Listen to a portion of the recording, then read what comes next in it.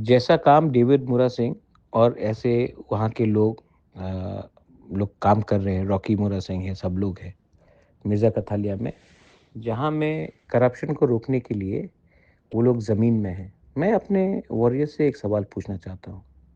आज मेरा नाम खराब हो रहा है और आप लोग अपने घर में बैठे हैं। अगर ज़िंदगी में क्रेडिबिलिटी और ईमानदारी नहीं होता है ना, तो आप कितना भी पैसा कमा लो, आपको खुशी कभी नहीं मिलेगी।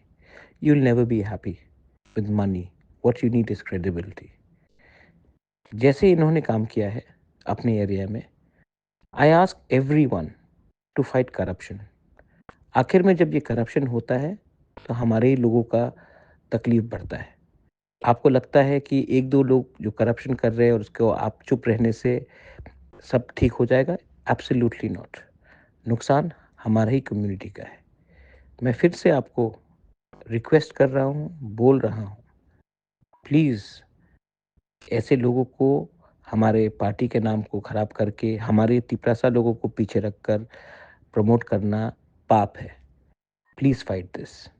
मैं दिल्ली में आपके लिए फाइट कर रहा हूँ और अगर आप यहाँ में ऐसे करप्शन को रहने देंगे, हमारा तिपरा मोथा का मेंबर इसमें इन्वॉल्व नहीं था, लेकिन नाम तो हमारा खराब हो रहा है।